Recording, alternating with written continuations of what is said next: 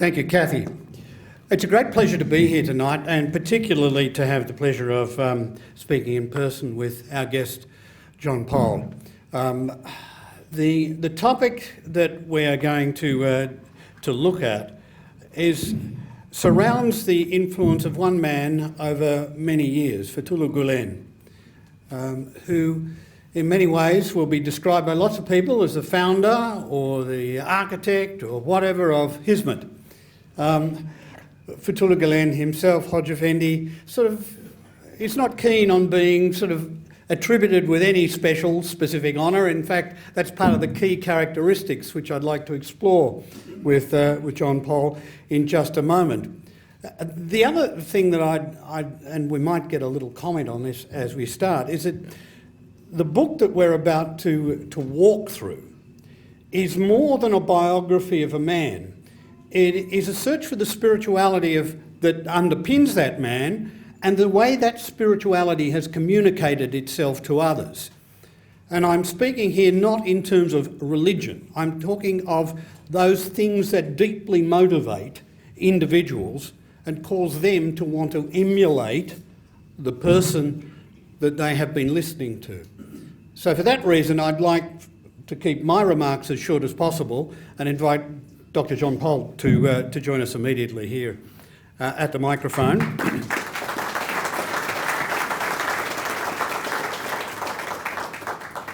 And hopefully we've got two microphones, so we won't...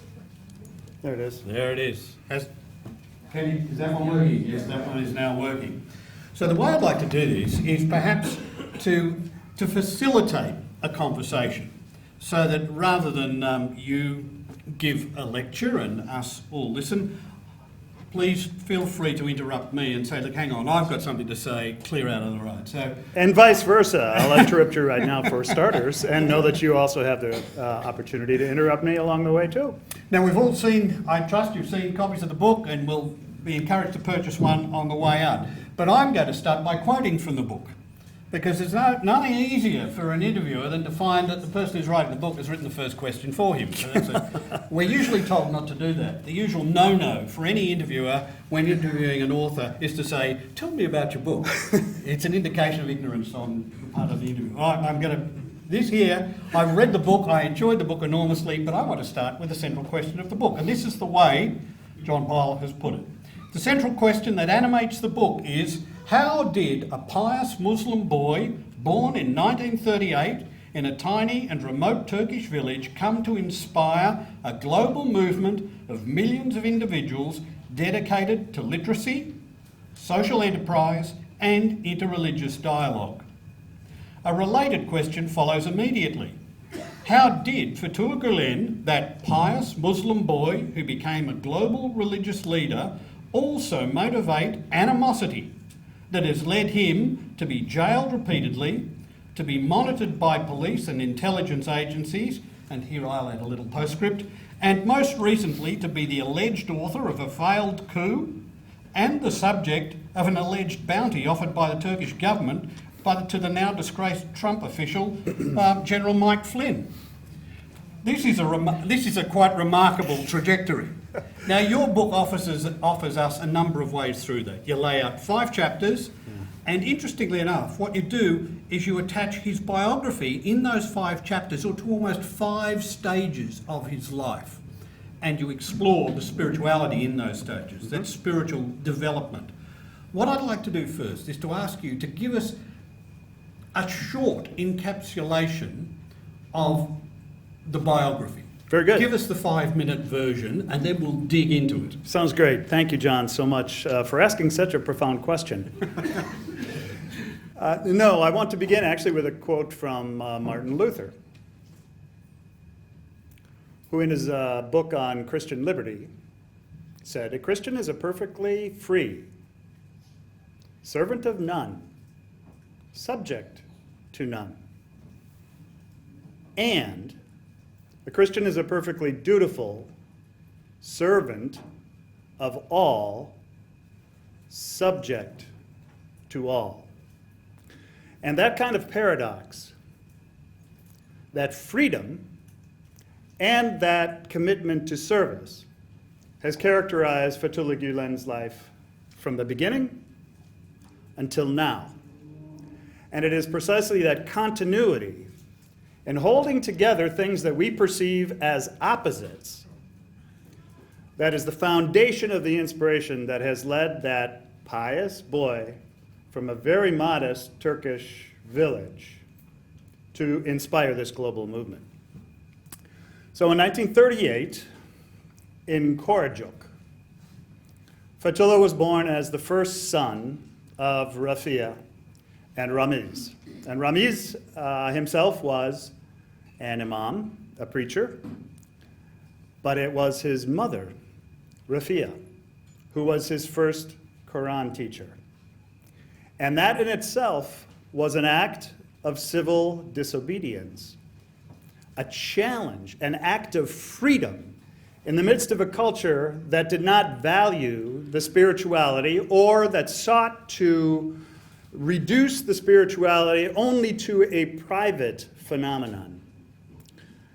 And not only did Rafia teach her son Quran, she also taught to the other women in the village as well, in an even more bold act of freedom to challenge the oppression of religion and the restriction of religion to a private place.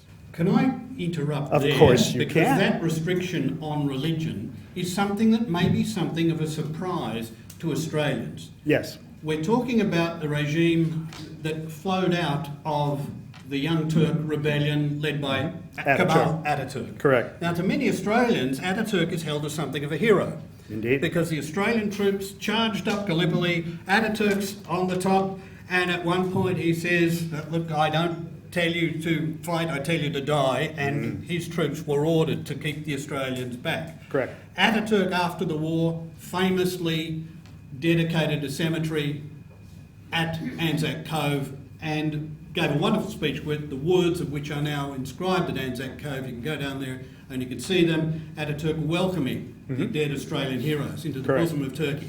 So Ataturk has something of a sort of heroic status in Australia. Not to mention in Turkey. Yes, indeed. Yet his regime Yes. imposed a rigid secularism designed to get rid of religion, and also was a very authoritarian Indeed. regime. Indeed. So those two elements probably give us the hint as to why you mentioned the word repression. Yes, indeed. And something that Fethullah perceived very early as a child, and that his family had to struggle with in the quest for the freedom to practice their religion in public life, as well as in the private life of their family. And throughout his time in Korajuk, Fethullah had very limited public education, only until second grade, as a matter of fact. But his family was a deeply literate family, and he describes how the books in the household were worn, the few books, because of their frequent use. So there was this commitment to literacy and to learning that was deeply woven into what was in fact a very happy family at the same time, but also a family that chafed and struggled under the restrictions that had been placed by Ataturk on the public expression of religion. And that was really the first sort of awareness of this paradox in the life of Fethullah Gulen, between, on the one hand, a quest to put faith into practice in everyday life in a robust way, and the struggle and the opposition and the obstacles that he encountered in his effort to put that faith into practice. And it's present very early, even from his first sermon preached in the village of Alvar when he was 14. He was surprised by the invitation to preach, and it was a Ramadan service, an evening service, and all of a sudden he was invited to come up and speak, and according to his sister, who probably was not an entirely unbiased observer, but others who were present as well, he mesmerized people, even at the age of 14, with his knowledge of Quran, his rhetorical power, and his capacity to engage people and to inspire them as well. He seems to have had that gift of almost to being an autodidact and being able to sort of absorb enormous amounts of literature very quickly. Yes. He early on develops an appreciation of two people that we would know about today, the great poet Rumi, who had something of a revival in the West. Indeed. But also Syed Nursi, Yes. a teacher who became critical in one of the most critical areas of thought that continues relevance today. Yes, and indeed. And of course, Nursi spent much of his life in jail because of the perception rather than the reality that he was somehow or another a threat to the rule of law and the state. And Gulen encountered Nursi probably in 1953 or so. There are a number of different stories about how he became familiar with Said Nursi. But at the core of what Nursi brought together and taught to Fethullah Gulen was the compatibility between science and religion. Another one of those paradoxes, right? That there is a compatibility between the revelation of God in nature and the revelation of God in the Holy Quran. And that there is no conflict between the most robust human learning and inquiry in the sciences and the most intelligent, informed, faithful, dedicated practice of the faith at the same time. And that paradox, again, of the metaphor that Gulen uses is flying with two wings, is the core of the spirituality that Fethullah Gulen brought as he continued to mature and develop as well. Well, let's take you take us through, briefly, if we like, the arc of that life. Yes. And then we might come back and discuss the sort of spirituality in what details. made Yes. it work. Right. So, and you've divided that into 5 periods. Yes, I have. And you could follow in his footsteps, and this is what I did on my last visit to Turkey in 2015, as I was really digging into the research and beginning the writing process. So from Korjuk, this tiny village, maybe 500 people, with wind-swept, near Erzurum, agricultural village with pale green land, very much a steppe. From Korjuk, then to Erzurum, where he studied in the madrasa. And learned, especially with the Imam al-Alvar, and studied Sufism in many of its manifestations in these prayer circles that were also experiences of deep knowledge, but also of intense spiritual devotion. From there, his first call as a preacher was to Edirne, up in Thrace, in the far northwest corner of Turkey.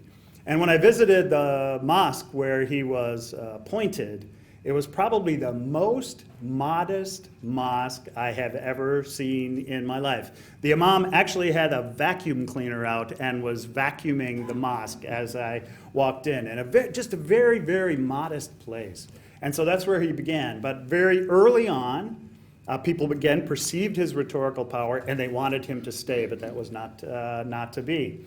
He was appointed to a number of other mosques in Edirne, and early on developed the capacity to network with others, including the police and people in the judiciary, which was surprising. And he preached in a way that, and taught in a way that brought people in to hear him, including posting the titles of his sermons in advance, which was unusual in Turkey at the time, all right, as a way of inviting people to come in. So, following in the footsteps, go ahead, you're going to interrupt. Yeah. One of the people that struck me, what was very interesting, that came into contact there, as he matures as a young man, he's required to do military service. Yes. And surprisingly, in the military of all places, he finds an intellectual companion. Yes, a commander who encouraged him to read the Western classics and to say it's important that you not only be familiar with Islam and the practice of Islam, but also to engage in reading Dostoevsky and Kant. And John Locke and others. And that's, again, how this individual learned to fly with two wings to represent both the East and the West. And you're right, it's ironic, because he also struggled during his military service. His health was difficult. He was imprisoned for the first time in his life when he was in his military service, because, of course, the military is the bastion of this strong secularism, and there were lots of people who had never heard him preach, who never read a word he had said, who suspected that somehow or another he was advocating for a kind of Islamism or a political Islam. And so, again, you see this tension and struggle begin to emerge. The obstacles begin to be set in place, and yet this consistent, patient emphasis on positive action, mushbat harakat, consistent, faithful, positive action, no matter the obstacles, very early in his life and through his military service. He begins to teach not just preaching, but he begins to develop, you mentioned the sort of networking, but he does it in a way which becomes a hallmark of his entire life, that he begins a one-on-one discussion with young people and to develop little fellowship groups almost, Sure. but they become more than that. Sohbets, yes, reading circles. It's something very similar to what within the history of Christianity the pietist communities would have started, or within Roman Catholicism, the Catholic worker movement, or Catholic Action, groups like that. In other words, small, intense conversations that, again, brought together scientific inquiry, the most rigorous questions, with, at the same time, very practical devotion. And it was especially after Edirne, after his military service, he was then appointed to Izmir. Beautiful Izmir. Cosmopolitan Izmir. And when Fethullah Gulen learned that he was appointed to Izmir, he said, "I will drown there." And yet he flourished. He flourished. And it was really in Izmir that Hizmet began. He was teaching in the Kastana Pazare mosque and school. And so some young people were gathered around him, and he developed a number of particular initiatives in Izmir that are now characteristic of Hizmet and the movement on down to today, including this emphasis on young people. Now, the background to this, too, is that he begins to get into trouble with authorities because at that stage Turkey begins to change as a country, and following the Ataturk regime there is a series of regimes. I think over the next 20 years there's about 5 coups. So he has to deal as a preacher growing up in the midst of this, walking a very narrow line. Oh, indeed. Indeed he does, yes. And each of the chapters in the book concludes with a military coup, because it's a repeated facet of his life that he has had to struggle, again, for this freedom and for this service at the same time, this combination of this paradox.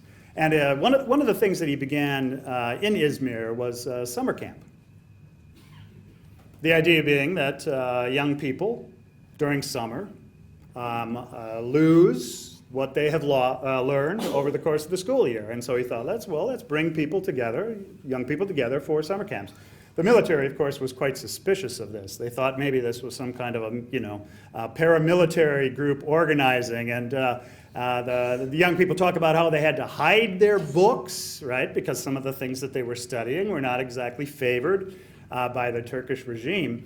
But in these summer camps, young people not only continued their studies, they also encountered nature and were encouraged to connect to nature and to think about nature and to study nature as well. Again, recognizing this harmony between the revelation of God in nature and the revelation of God in Quran.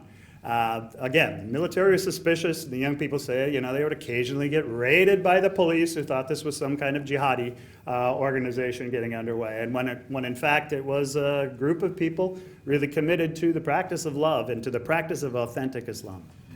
These groups of young people, meeting first for support in their academic studies, and then the summer camps in which they explore more about themselves and who they are, that begins to become the basis of the movement that we know today as Hizmet. Yes, that and the sohbets, the small group discussions for men and for women, where they would gather and really engage in the deep conversations about the faith, and then trying to think about how to practically apply it at the same time.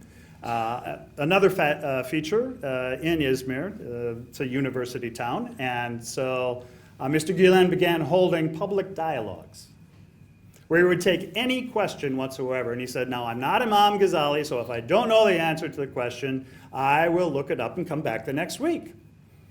And many of the questions, again, were tough questions. He said, I won't take questions about politics, right? And that's crucial to understand, is that he has always been very careful, right, not to identify with any political party or with any political candidate. And for many people, this was a way to be drawn to Hizmet as well, to recognize that the practice of Islam has public implications, right, but it cannot be specified. And so the difference that began to emerge as Hizmet grew was between what we might call civil Islam, that is Islam from below, that focuses on the nonviolent practices of the faith, the crucial practices of the faith, prayer. We often don't recognize that prayer is a practice of nonviolence. Our brain changes very slowly from the habitual animal habits of fight and flight to the sociability that is our calling, to which God, and the peace to which God invites us. And it is the practice of prayer that has been one of those consistent threads throughout the life of Fethullah Gülen that then he takes as a way of forming in himself and in others a foundation of deep peace, that freedom, that then can activate another in service. That takes off. Yes, As in Izmir. and people begin to understand that, hang on, there is an essential core to what he is telling us. And I want to explore that core in a little more depth shortly. Sure. But let's move on to just give some idea of how this spread over the next 20 years, because we're talking about the 1960s. 60s. Yep. People begin to be drawn to Fethullah Gülen. His sermons are recorded. And he initially opposes this step. He feels it is drawing too much attention to himself and to his ego, but the tapes continue to circulate nonetheless. And so people are drawn to this powerful preaching that combines, on the one hand, intelligence, and on the other, deep emotion. So one of the things he became known for is he began preaching throughout the Aegean region, not just in Izmir now. So he does tours and lectures and so forth. He became known as the Crying Hodja, because often in his preaching, he himself would cry as he was telling stories, and everyone praying with him would begin to cry. So you would have mosques just collectively sobbing together, right? And you have to ask yourself, well, what's that all about? When I first heard about this, I thought, what's that all about? What's going on here? And the analogy that I've come up with, I didn't put this in the book, but I could have. When I visited the church where Martin Luther King Jr. preached, that building breathed. There was a spirit present there that you could sense could change the world through the power of love. And what happened in his crying is that on the one hand, it was an expression of identification with the suffering of the world. Empathy, deep empathy, both for all suffering, but especially for the suffering of Muslims and for the state of Islam. But he didn't leave it there, because out of that feeling of deep emotion, he then also encouraged practical action to address the three problems that Said Nursi saw for human beings: ignorance, poverty, and disunity or violence. And ignorance is solved through education, building schools. And the schools began in Izmir. Poverty is solved through the generation of wealth, through work. And so in encouraging people to be engaged in profitable, meaningful work on behalf of civil society and strengthening Turkey, working for justice and peace. And disunity or violence is solved through dialogue, through bringing people together across differences, through what Rabbi Jonathan Sachs has identified as the dignity, recognizing the dignity of difference. And in Turkish, the phenomenon is hoşgörü, and I'd be happy to say more about that as we continue our conversation. Yes, we're beginning to see the development of structured teaching here, a coherent brace of teaching. What also begins to happen is, surprisingly, people who are not necessarily students, not academics, not others, but business people begin to actually be attracted to what they see are the outworkings of this. Yes. And here this begins a whole other set of developments. Indeed it does. And that really takes off starting in Izmir, the development of foundations and the engagement of trustees and the practice of himmet. That is this philanthropic giving that works through a mimetic sort of emphasis where people will be encouraged to give more than they can possibly imagine they can give, and yet it works out, right? And that intensity, right, also encourages people to found a wide variety of what I call in the book, following David Tittensor and others, social enterprises. Many of those come later, but in media, in the whole range of businesses begin to emerge and develop, starting with the educational foundations, focusing on addressing that problem of ignorance by encouraging not mosque schools, but math and science academies. Again, that freedom on the one hand, and yet that service, recognizing where the need exists, and then marshaling and organizing the resources to address that need. And that is what a social enterprise is by definition, as I understand it. One observation here, it seems that to many people still remarkable that holds together. Yeah. Because the tension in the sort of business community, or any community where there's competition for resources, tends to want to make you pull apart. Yeah. Which speaks to actually the strength of his philosophical, theological platform. One of the things you tease out at this point is that the way Gulen develops his thought is by constant reference back to the authority of the text. That he didn't try and invent a novel version. No. He says, no, this is all grounded foundationally. Yes, no, it's fascinating, and especially once he gets to Istanbul, so in 1980. And he's actually on the run for 6 years because he is hunted by the Turkish authorities.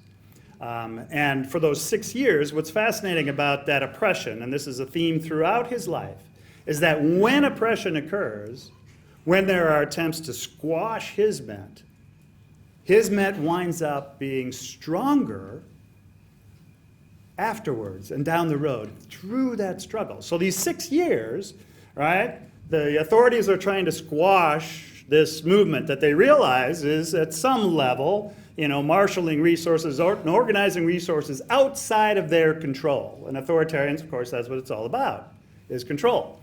So they're trying to control him, and yet he's on the run. But what he's doing is networking. So he's going to Erzurum, he's going to Adana, he's going to Izmir, and visiting with people, and from the ground up, encouraging, empowering people to engage in civil society, forming businesses, building schools, hospitals eventually start to emerge as well. I mean, the whole range of human activity in all of these initiatives, right? They're oppressing him, pushing him down, and yet through his travel and through his conversations with others, power is dispersing and spreading through the people. It's really extraordinary. Essentially, to do it yourself. Yes, that's exactly right. Someone in the book I describe who said, Hodja Effendi was the first Obama. All right, it's a bit of an anachronism, right? But we can. And that spirit, it seems to me, is very much at the heart of what the Hizmet movement has been, despite repeated obstacles. And it's especially in Istanbul that this takes off. After those 6 years on the run, he goes back to the Prophet Muhammad and preaches a series of sermons, more than a year of sermons on the Prophet Muhammad. And what comes through in those sermons is not something just looking back, but in fact impelling forward toward hoşgörü. And I describe it in following Robert Putnam, the Harvard sociologist, is that what he's encouraging by going back to the Prophet Muhammad is, on the one hand, bonding social capital. That is, this is where we began, right? With someone like this, who took these steps and changed the world, Prophet Muhammad, peace be upon him, right? But along with that came bridging social capital, the encouragement of taking action to address these problems that we face as human beings, and to build bridges with the Christian community in Turkey, with the Jewish community in Turkey, to work for women's full inclusion in civil society, to address the problem of religious minorities, such as the Kurds, as well. A remarkable set of what we would see as progressive steps emerge by going back to the authority of the Prophet Muhammad. It's absolutely brilliant. And again, bless you, one of these paradoxes. The other thing that helps in this stage, after that period of repression, is he is recognised, his status is recognised by many in power in Turkey. Particularly, he develops a good relationship with some of the leaders in government, particularly Özal, for some considerable time. Yes, yes, and it's unfortunate that, of course, Turgut Özal died early, because there was definitely a collegial relationship between the two of them. Not, again, sort of an alliance or a political affiliation or a party platform or anything like that. But in the moves Özal was taking to open Turkey up to greater trade, letting go of some of the statist control, Özal recognized in Gülen someone who was a kindred and vice versa. So yes, Gülen and Özal were working on the same projects, but from very different platforms. I mean, Özal himself was Sufi trained, and so there was some harmony spiritually and religiously as well between the two of them. Let's talk about the sort of international flowering of the organisation, because we've talked about it principally in Turkey, and you've mentioned it in the wider sort of Aegean sphere, but it also spread. Initially, you've got Turkish migrant communities in Germany and other places, but pretty soon it takes off around the world, even to sort of way down under. Australia, yes, right. Hizmet in Australia, it's a remarkable story. No, it really is, and it's delightful to see you all here and recognize the power and authority of and possibility of what is present here tonight. People of different, diverse, religious, political persuasions and backgrounds together in solidarity. And this sort of thing started happening all over the globe. Beginning in the former Soviet republics, after the fall of the Berlin Wall, Hoxha Efendi said, go there. And so that's where the initial outreach began. And it was fascinating for me to trace, and I haven't visited all of these places, but I've talked to people who were in them through the series of interviews that I did for the biography project.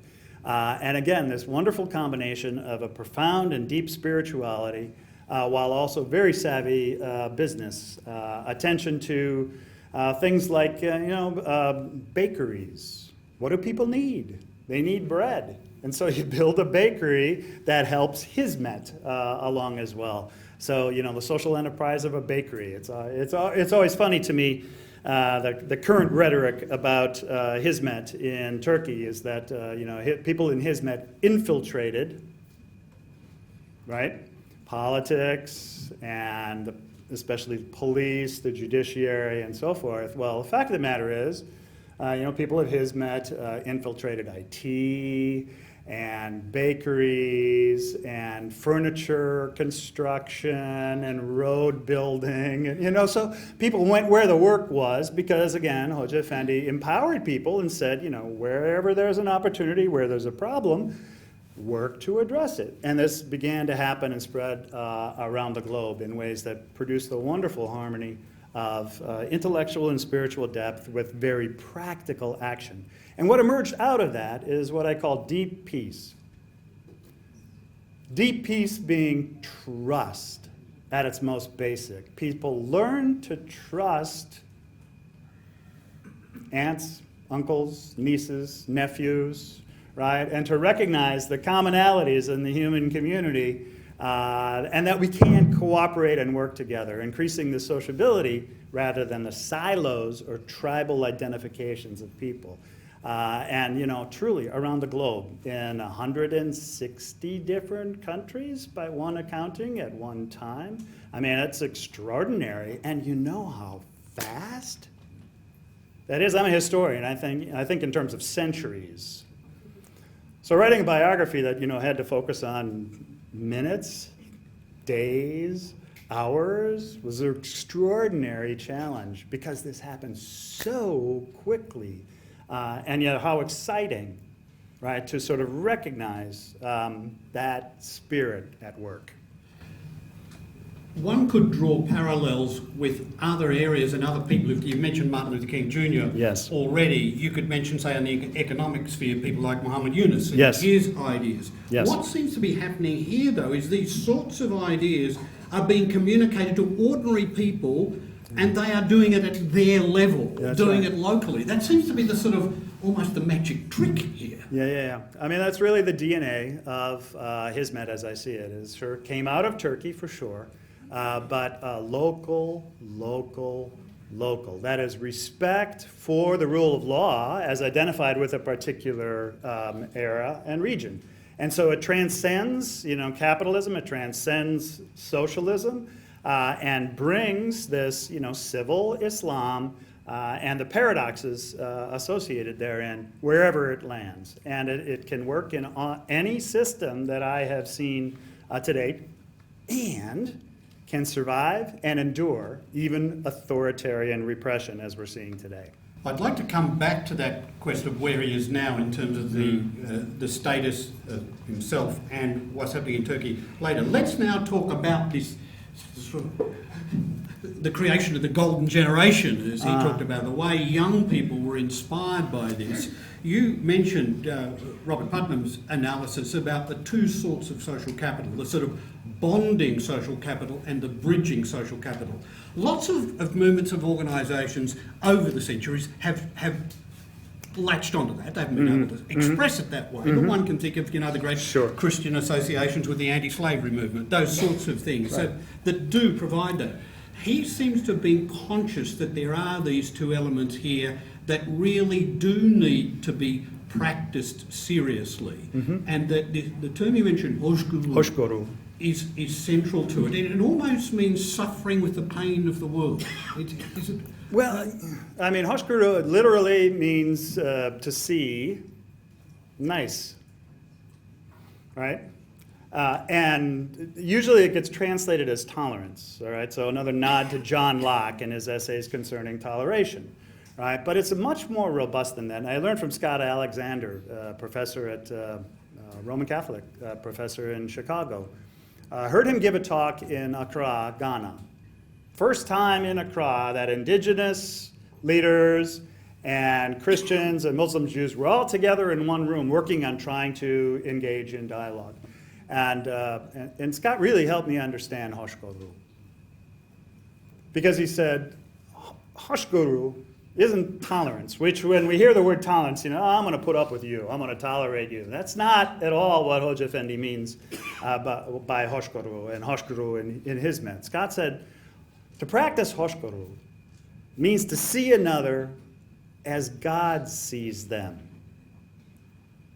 And when we pray, Bismillah ar-Rahman ar-Rahim, in the name of God, the merciful and the compassionate. So to practice hoşgörü means to see anyone else, no matter how different they are from us, first and foremost, with these eyes of mercy and compassion.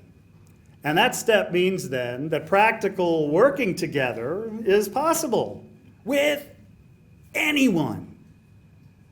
And for me, as a Christian who is taught by Jesus to, love our enemies, this seems to me a practical and inspiring way to put that into practice. Hosh guru, to see another with eyes of mercy and compassion. It also means recognizing something in the other.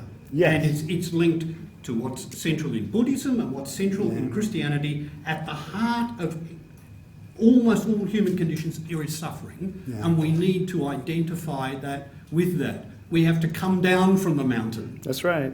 Back into. And this is where the bridging capital comes in. We recognise we have a responsibility. Absolutely. And in his life, he put this into practice very concretely in dialogue with the Christian community in Turkey, reaching out even to the Armenians, to the Copts, to the Protestants and the Roman Catholic community, and eventually, of course, making a visit to the Vatican, where he presented to Pope John Paul II several very specific steps to advance Hoshguru, to advance dialogue, including, an academic conference bringing together Christians, Jews, and Muslims. And now there have been literally hundreds of such conferences.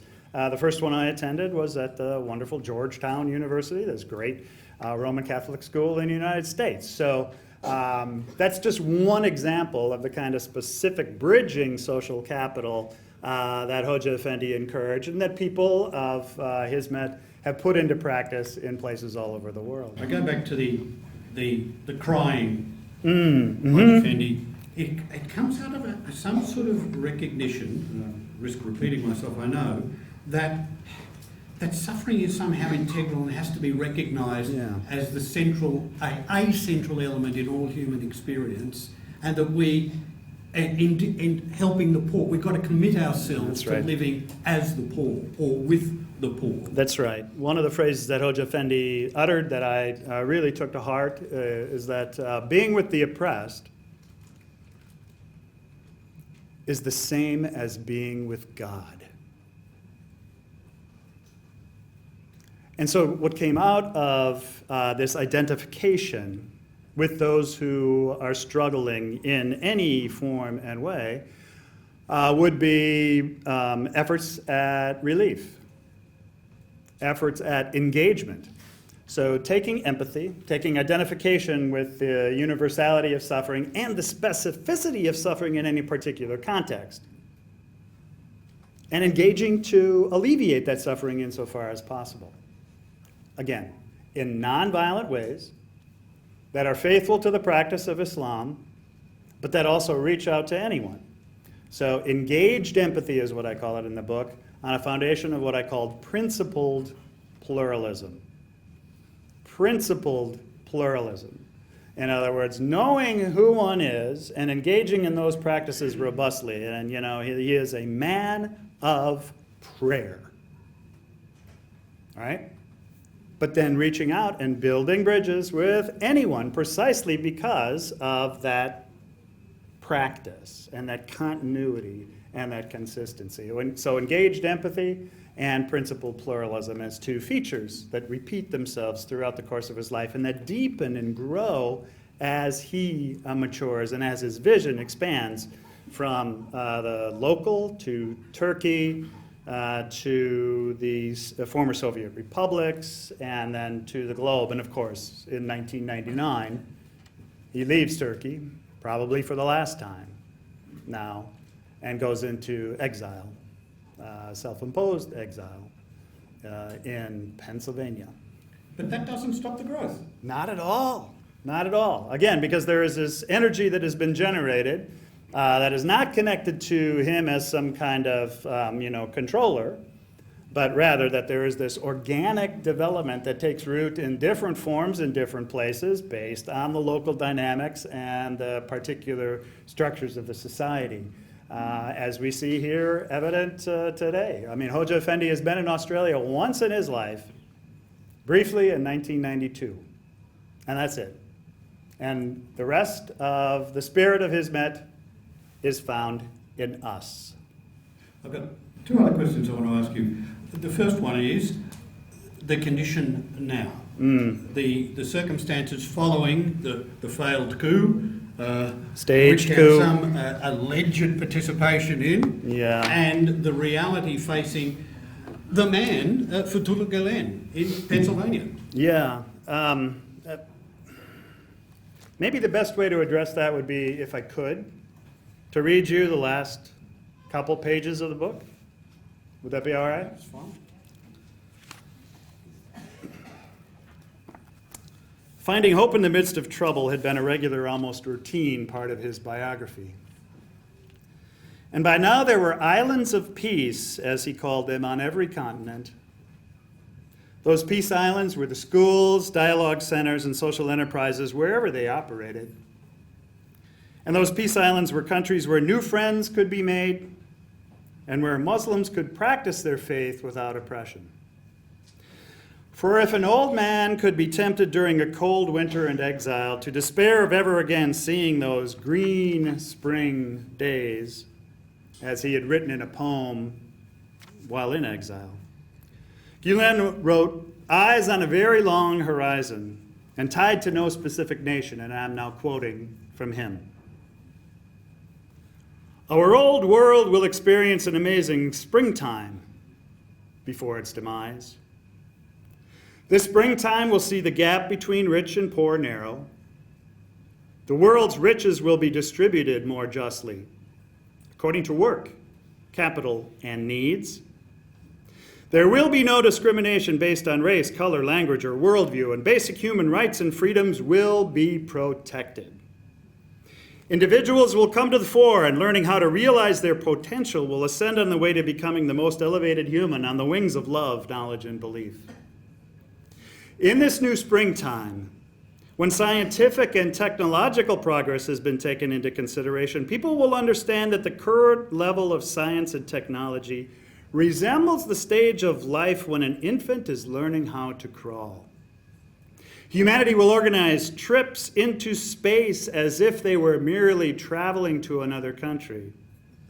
Travelers on the way to God, those devotees of love who have no time for hostility, will carry the inspiration within their spirits to other worlds. Yes, this springtime will rise on the foundations of love, compassion, mercy, dialogue, acceptance of others, mutual respect, justice, and rights. It will be a time in which humanity will discover its real essence. Goodness and kindness, righteousness and virtue will form the basic essence of the world. No matter what happens, the world will come to this path sooner or later. Nobody can prevent this. We pray and beg that the infinitely compassionate one will not let our hopes and expectations come to nothing." 2 more paragraphs. "In a winter of brutal strongmen, such hopes for a glorious spring seemed utopian. No better than a prayer. Yet if there was one thing that Fethullah Gulen really knew how to do, it was to pray. So when he also encouraged people that, quote, difficulties increase in accordance with the greatness of the consequent reward, that too was a prayer. But it was also a maxim that had been tested in Fethullah Gulen's life and proven true almost from the beginning." Last paragraph. "To some, the oppression in Turkey signaled the death of Gulen's dream for a golden generation. And there was surely a death looming. The boy from Korjuk was now a frail, old man. And yet Fethullah Gulen's life was never about a short-term horizon to be measured by the brief span of 80 years and 10. He believed in heaven. He believed in resurrection. He believed in justice. These beliefs were not tied only to the next news cycle, the next election cycle, or even to an individual life cycle. His horizon was eternal. And if the moral arc of the universe was long, and it seemed particularly long in the second decade of the 21st century, Gulen and people close to him also shared the belief of many people of faith that the moral arc of the universe did bend toward justice. They also were convinced that it was humanity's duty to help bend the moral arc of the universe in that direction. As Gulen put it often in many publications, power resides in truth. Any power otherwise founded was destined to fail. And so the end of Fethullah Gulen's earthly life, whenever it would happen, would hardly be the end of Hizmet. Eternal truth could not be contained by an authoritarian's ambitions. Fethullah Gulen had lived for a peace that surpassed understanding, because it was a peace that surpassed the superficial limits of time and space.